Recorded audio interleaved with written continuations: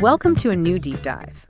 You sent us some fascinating sources exploring the craft of screenwriting, really getting into the nuts and bolts of telling a compelling story, less about the industry side. Yeah, focusing on the actual writing. Exactly. You wanted to peel back the layers and understand what actually makes a screenplay tick, from that initial spark of an idea right through to building scenes that grab you. Consider this your guided tour through some fundamental principles professionals rely on. That's right. And the material you've shared offers a really insightful perspective on the screenwriter's process, whether you're putting words on the page yourself, or maybe you just have a deep appreciation for how stories work. Which many of our listeners do. Right. These insights are incredibly valuable. We've dug into them to pull out the most potent ideas for you. Okay, let's unpack this then. Our mission in this deep dive is to explore the core ideas from the source and see what it reveals about the screenwriter's essential job, the surprising power of a great idea. Which is huge. The practical tools they use and how they build drama that truly connects with an audience. Sounds good. So jumping right in, what does the source say is the absolute fundamental job of a screenwriter? Well, it really boils down to one core purpose. Yeah. Manufacturing emotion. Manufacturing emotion. Interesting phrasing. It is, yeah. The source frames it quite directly. You are in the emotion manufacturing distribution business. The audience invests, their time or money. Right, at the box office or streaming. Exactly. Ah. And in return, you deliver an emotional experience. You want them to feel laughter, sadness, fear, excitement, whatever the story promises. That's a great way to put it, a contract with the audience. And this isn't just about the writer feeling those emotions themselves, is it? That's different. No, and that's the critical distinction the source makes. Writing your own feelings. That's more like therapy, right? Personal expression. Art, according to this material, is when you manage to write your feelings in such a way that someone else can read it and feel what you feel. Ah, okay. The transmission. Precisely. If the audience doesn't feel it, the task isn't complete. Especially in a popular collaborative art form like movies, you absolutely need to tap into your inner world, your own feelings, but the destination is the audience's feeling. Okay, got it. So if the job is making people feel, where do you even begin manufacturing that emotion? The source seems to put a huge emphasis on the idea itself. Oh, definitely. The idea is presented as king. It's arguably the most critical component, maybe even more so than brilliant dialogue or stunning characters, if the core concept isn't evocative and marketable enough to capture imagination. Marketable is a key word there. It is. Think about it. Studios are investing millions. The idea needs to feel fresh, interesting, and inherently compelling on its own. It has to make someone say, ooh, I want to see that. And the source gives a very specific tool for crystallizing that crucial idea, the logline. Yes, the logline, so important. And it's not just a brief summary for like a TV listing or something. Yeah. For the writer, it's your North Star. It's a single sentence that needs to encapsulate the central concept, the primary conflict, who the story is about the protagonist, what's at stake, and who or what is opposing them. All in one sentence. That's a lot to pack in. The source even provides a formula, which I found really helpful. This is a story about blank who's trying to blank in spite of blank. Yeah, that's a great framework. It feels like it forces you to hit those essential elements, doesn't it? It does. The who includes details about your protagonist that define them, makes them specific. The trying to blank is their specific active goal, not just a state of being. And in spite of blank forces you to identify the main antagonistic force or obstacle they face. It crystallizes the core struggle. And the source suggests using this not just for yourself, but as a vetting mechanism, right? Like testing the idea out in the world. Yes, a crucial step. Yeah. The source advises not to hide your idea, which I think some people are tempted to do. Yeah, protect it. Right. But you need to test that log line on anyone you trust. Yeah. The example given is like testing it on your gardener or someone you meet in an elevator. Their immediate, oh, that sounds interesting, or maybe a blank, huh. Yeah. That's instant feedback on whether the core concept connects. Does it spark curiosity? It makes sense, especially when the destination is so important, like you mentioned, in TV writing or pitching something you haven't written yet. Exactly. Knowing the destination, which often means starting with that locked-in logline, is vital. It's essential for selling the project, for agents to pitch it accurately, and for buyers, studio execs, producers to instantly envision the film or show. And it helps them think practically, too. Totally. This includes thinking about casting potential. Yeah. Does this role feel like something a movie star would want to do? And increasingly, does it suggest a world for potential franchises? They mention examples like Marvel or Black Mirror or Game of Thrones. Right, the world-building aspect. Yeah. And the tone and genre also need to be clear just from the wording in the logline. Is it a tense heist or some kind of chaotic hijinks story? Vague loglines just don't help anyone, least of all the writer trying to stay on track.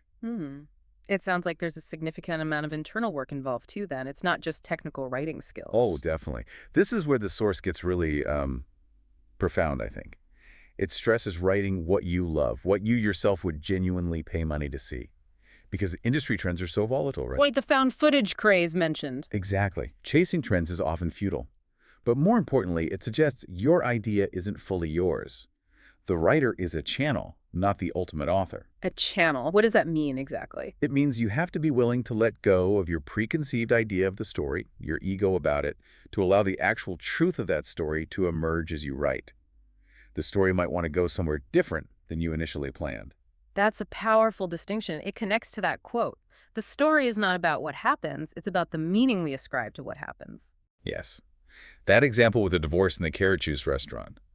It vividly illustrates how the exact same event, a divorce, can have completely different dramatic meaning depending on the character's inner world and perspective. So the meaning comes from the character's experience. It does. And the source encourages writers not to immediately dismiss impulses or ideas that pop up just because you think, oh, but my character wouldn't do that, based on your initial concept. Trust your gut, kind of. Sort of, yeah. Support what your subconscious gives you, because that's often the seed of real genius, the source suggests. Getting too rigid with your initial idea can actually make the story, particularly that notoriously difficult second act, feel flat or forced. And where do those original ideas come from? Often from deep inner places, the source argues. An obsession, a fear, something you just can't stop thinking about. The example of the person who doesn't drink coffee but is obsessed with coffee shops. Right, turning that into a story question. Exactly. Mining that kernel, turning it into a question, then finding a character who embodies that question, an antagonist who opposes them, and eventually a story unfolds from that core. Okay, so you have that kernel, maybe you've hammered out a log line. How do you start building it out? The source talks about structure and outlining. Right. It mentions classic structure, like Sid Field's model, which involves key plot points that push the story from the beginning into the middle, and then from the middle towards the resolution. A common process involves brainstorming key moments or events, maybe on index cards. Old school. Yeah, but effective. Derived from your log line and then building what's called a beat sheet. Okay, what exactly is a beat sheet in this context? Is it different from an outline? It's similar, but maybe more granular. A beat sheet is essentially a list of the essential actions, events, or emotional turns that move your character through the entire story journey. Each beat should ideally represent a potential scene. And each beat needs certain things. According to the source, yes. 3 core elements for each beat. Who is in the scene, where they are, and crucially, what is the conflict? Conflict again. It seems like conflict is absolutely central to everything in this framework. Why is it so vital at the beat or scene level? Because if a beat or a scene derived from it doesn't have conflict, meaning it doesn't actively move the story forward or reveal something new and essential about the character or the antagonist, you probably don't need it. So it's like a litmus test for scenes. Pretty much. The source gives a great test. Yeah. Take the scene out mentally. If the story still makes sense and flows without it, that scene wasn't essential. Conflict is the engine of drama. Without it, it's not really a dramatic scene, maybe just exposition or description. And the source highlights that getting specific with conflict is a common hurdle for writers. Moving from a general idea like, say, liberation. Right, which is abstract. To concrete, actionable scenes like a marriage breaking up during a tense argument or someone frantically packing a bag to leave. Exactly. Specificity transforms those abstract ideas into dramatic circumstances you can actually write. You can write a scene about a tough conversation where a marriage ends. You can write a scene about someone packing, showing their emotional state through their actions. Maybe they're throwing things in, maybe they're folding carefully. But you can't really write a scene about liberation in a vacuum. Precisely. It needs to be embodied in action and conflict. Okay. And another major challenge writers often face, according to the source, is figuring out what their main character actually wants. Yes. This is called out as perhaps the single most common problem screenwriters encounter. The character's want is the driving force behind their actions. It's the engine of the plot. It starts broad, maybe? It might start as an emotional need, like wanting love or respect, or maybe revenge, but it needs to crystallize into a specific, usually tangible goal within the story that they actively pursue. And can that goal change? Oh, absolutely. Goals can evolve or shift throughout the story. The source mentions Get Out as an example, where the protagonist's initial goal changes quite dramatically. Okay. Are there strategies the source suggests for writers who are stuck, who can't quite nail down that core want for their character?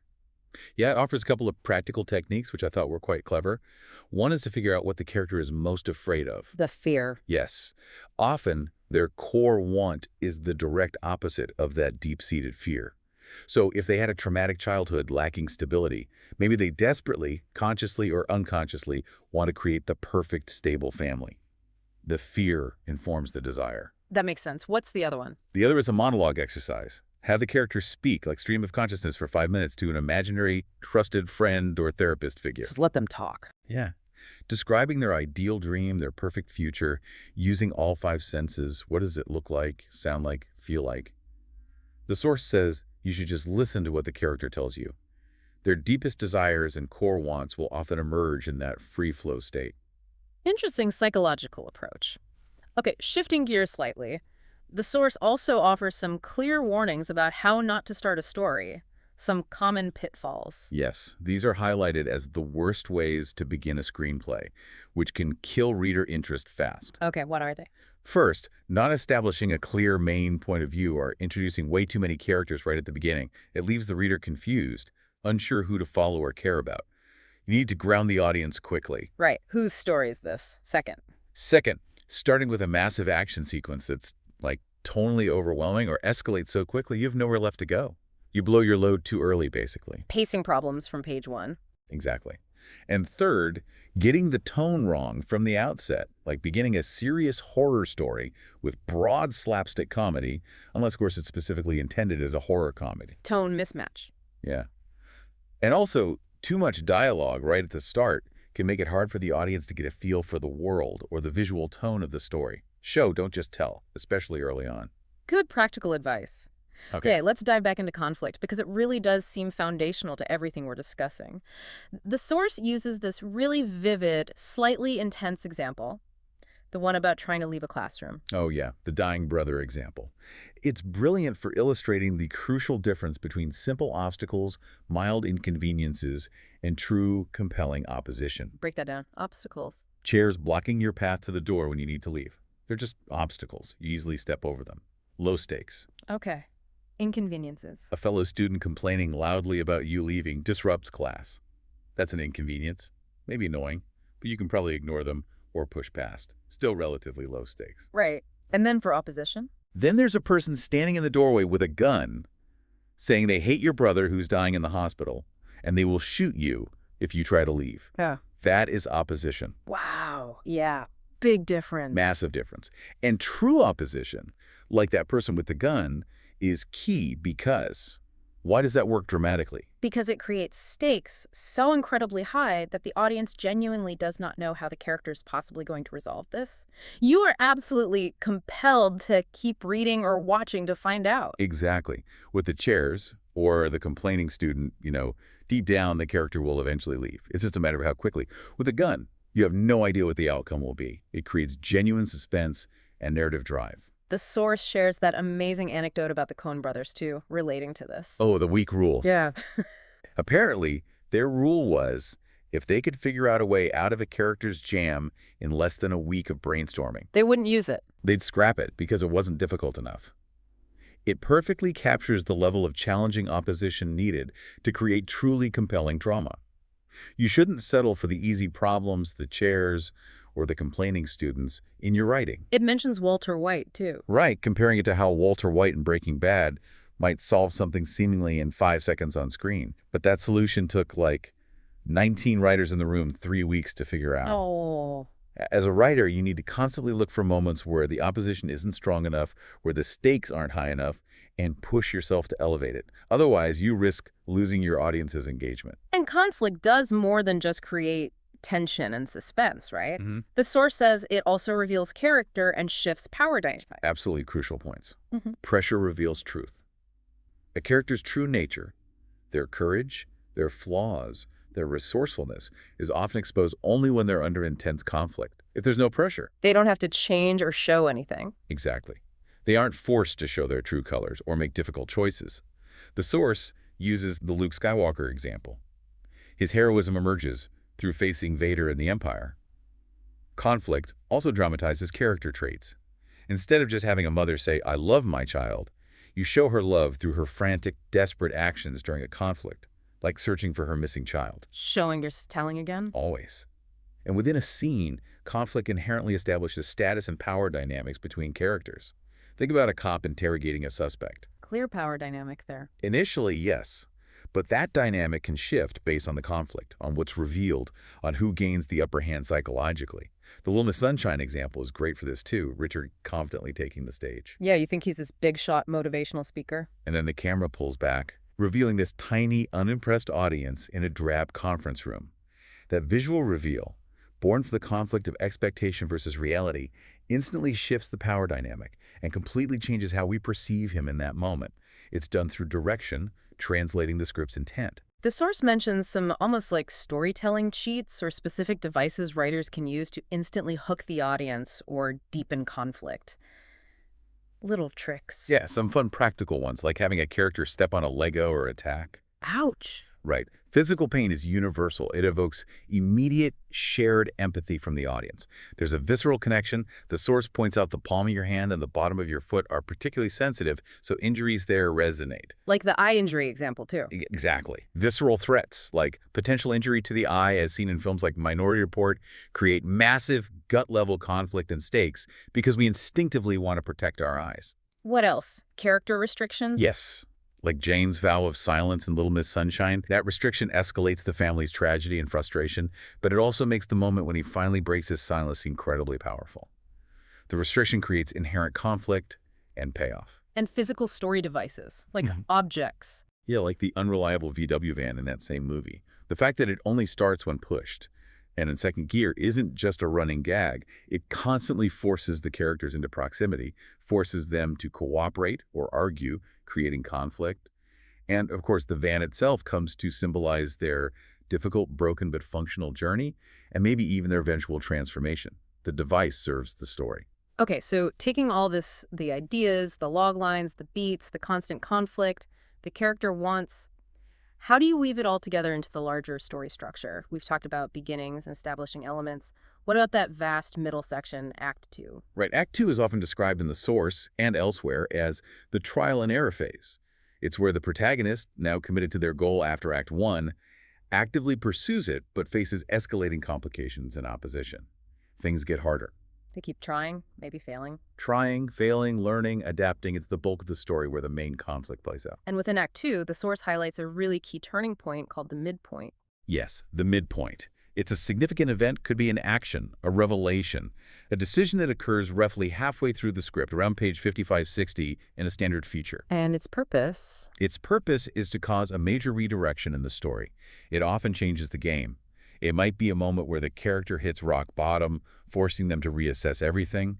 Or maybe it's a false victory that seems great at first but then goes terribly wrong. Or new information. Exactly. Or receiving crucial new information that fundamentally changes the character's goal or their understanding of the stakes. The source gives an example, like a character initially wanting to find their kidnapped child, and the midpoint reveals something that shifts their goal drastically, maybe towards revenge against the perpetrators. What happens if a story lacks a strong midpoint? A flat, meandering Act 2 often suffers from a missing or weak midpoint. It's the event that propels the story over the hump, away from just repeated cycles of trying and failing, and into a new, often more focused or desperate phase of pursuit, leading towards the climax. Okay, so this all builds towards the climax. The source states quite emphatically, I thought, that the climax is everything. It does. It's presented as the ultimate answer to the central dramatic question posed by the entire story. The source really adheres to that principle of writing backwards, suggesting you don't truly know what your story is about until you know exactly how it ends. The climax is the resolution of the core tension. And the ideal for a great climax, the gold standard mentioned, famously attributed to Aristotle, is for it to feel inevitable yet unexpected. Yeah, that's the dream, right? A truly challenging goal for any writer. Break that down. Unexpected means. Unexpected means the audience didn't predict exactly how it would happen. It surprises them in the moment. And inevitable. Inevitable Yeah. means that once they see it happen, looking back, it feels like the only way it possibly could have ended, given everything that came before the character's journey, the themes, the setup. It feels right, earned. That's a tough balance. How does this source suggest you work towards finding that? It mentions a specific step just before the climax involving the character's crisis. Right. Just before the final confrontation or resolution, usually happening around the 75% mark of the story, the character reaches their absolute lowest point.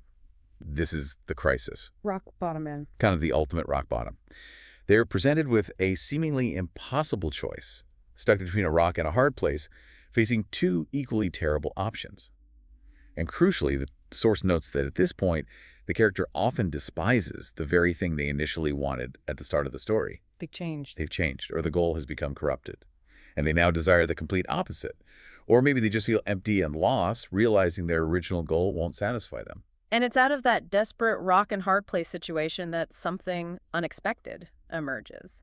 The source uses that memorable term, the banana. Slight chuckle. Yes, the banana. It's definitely a memorable technical term from this source. For the third choice, the audience, and often the character themselves, never saw coming. So it just appears randomly. No, that's key. It doesn't appear out of thin air. It's described as a moment of sudden clarity, or a radical idea, or a brave choice that occurs precisely because the character is at rock bottom and all the obvious conventional choices have been exhausted or proven futile. And what does this banana choice usually involve? It typically involves a significant sacrifice. The character has to give up what they thought they wanted, back in Act 1, for something they have come to realize they truly need.